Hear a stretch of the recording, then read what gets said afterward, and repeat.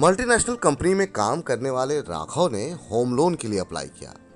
Bank ने कुछ दिनों बाद उनकी फाइल रिजेक्ट कर दी क्योंकि उनका सिबिल स्कोर अच्छा नहीं था।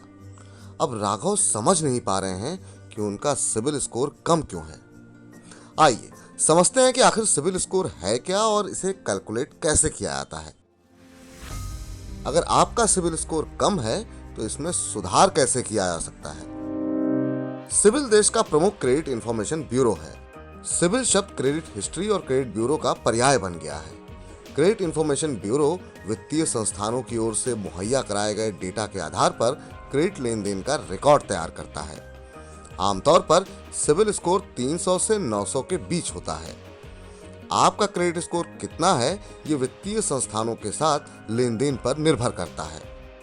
क्रेडिट स्कोर ऊंचा होने पर वित्तीय संस्थानों से आसान शर्तों पर कर्ज मिलने की संभावना ज्यादा रहती है। अगर आपने अभी तक कोई क्रेडिट कार्ड या कर्ज नहीं लिया है तो आपका क्रेडिट स्कोर 0 हो सकता है। अगर आपकी क्रेडिट हिस्ट्री 6 माह से कम समय की मिली तो ये स्कोर -1 भी हो सकता है। बैंकों के नजरिए से कम क्रेडिट स्कोर पर कर्ज देने से जोखिम ज्यादा होता है। अगर क्रेडिट स्कोर 750 से अधिक होता है तो बैंक ऐसे व्यक्ति को कर्ज देने में ज्यादा सहज होते हैं। देश में 80% लोन 750 सिबिल स्कोर को देखकर ही दिए जाते हैं। अब जानते हैं सिबिल स्कोर कैसे कैलकुलेट होता है। सिबिल स्कोर की गणना में 4 बिंदु महत्वपूर्ण होते हैं।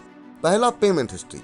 जब होम लोन, ऑटो लोन या पर्सनल लोन की ईएमआई समय पर चुकाते हैं तो इससे सिबिल स्कोर मजबूत होता है।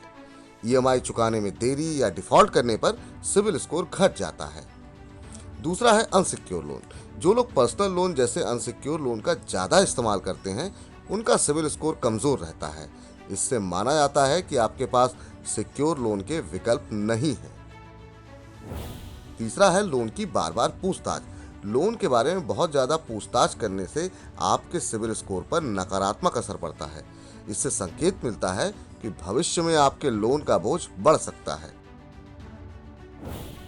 चौथा है लिमिट का उपयोग। जो लोग अपने ओवरड्राफ्ट या क्रेडिट कार्ड की सीमा का अधिकतम राशि का इस्तेमाल करते हैं तो ये सिबिल स्कोर के लिए अच्छा नहीं माना जाता। इससे संकेत मिलता है कि भविष्य में आपका कर्ज का बोझ बढ़ने वाला है। सिबिल स्कोर तैयार करने में किस कर्ज का कितना योगदान होता है, इस बारे में रेक्टिफाई की फाउंडर अपर्णा रामचंद्रन कहती हैं कि किस भुगतान में चूक पर कितना सिबिल स्कोर कम होगा, इस बारे में एजेंसियों के अलग-अलग मानक हैं। ये सभी इनके आंतरिक मानक हैं। इनका खुलासा नहीं किया जाता है। अगर किसी ईएमआई का चेक बाउंस हो जाता है तो इससे सिबिल स्कोर घटेगा, लेकिन ये कितना घटेगा इस बारे में कुछ भी निश्चित नहीं है। ध्यान देने वाली बात यह है कि अगर आपस में उधारी का कोई चेक बाउंस होता है तो इससे सिबिल पर कोई असर नहीं पड़ता है। सिबिल स्कोर में क्रेडिट हिस्ट्री की हिस्सेदारी सबसे ज्यादा 30% है। बैंक और वित्तीय संस्थान क्रेडिट ब्यूरो के क्रेडिट से जुड़ी जानकारियां भेजते हैं। क्रेडिट ब्यूरो इन सभी सूचनाओं के आधार पर क्रेडिट स्कोर की गणना करता है। क्रेडिट यूटिलाइजेशन का योगदान 25% है। इसकी गणना क्रेडिट लिमिट में से इस्तेमाल किए गए क्रेडिट से होती है। क्रेडिट मिक्स और ड्यूरेशन का योगदान 25% है। इससे सिक्योर और अनसिक्योर लोन तथा कर्ज के समय पर भुगतान के आधार पर कैलकुलेट किया जाता है। बाकी बचा 20% हिस्सा क्रेडिट एप्लीकेशन यानी ऋण आवेदन पर निर्भर करता है। कर्ज के लिए जितने ज्यादा आवेदन करेंगे उतना ही नेगेटिव असर होगा। अब सवाल ये उठता है कैसे सुधारें अपना सिबिल स्कोर। अगर किसी कारण से आपका सिबिल स्कोर अच्छा नहीं है तो कुछ बुनियादी उपाय करके इसे सुधारा जा सकता है।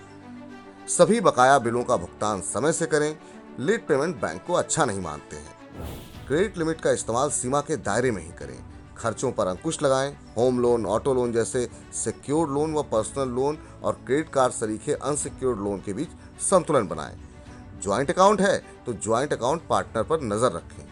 ज्वाइंट अकाउंट होल्डर की लापरवाही का भी आपके क्रेडिट स्कोर पर बुरा असर पड़ता है।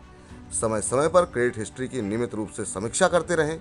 अगर बैंक की ओर से ट्रांजैक्शन में कोई गलती हो गई तो उसे सुधारने का प्रयास करें।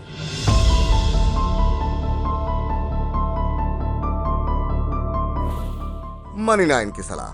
कोई बैंक या वित्तीय संस्थान आपको लोन देगा या नहीं, ये काफी कुछ आपके सिबिल स्कोर पर निर्भर करता है। इसलिए अपने सिबिल स्कोर को मेंटेन करके रखें। अगर आपने कोई कर्ज लिया है तो उसकी ईएमआई का समय पर भुगतान करें। क्रेडिट कार्ड का यूज करते हैं तो मिनिमम पेमेंट करने से बचें। कार्ड की पूरी लिमिट का उपयोग करने से बचें।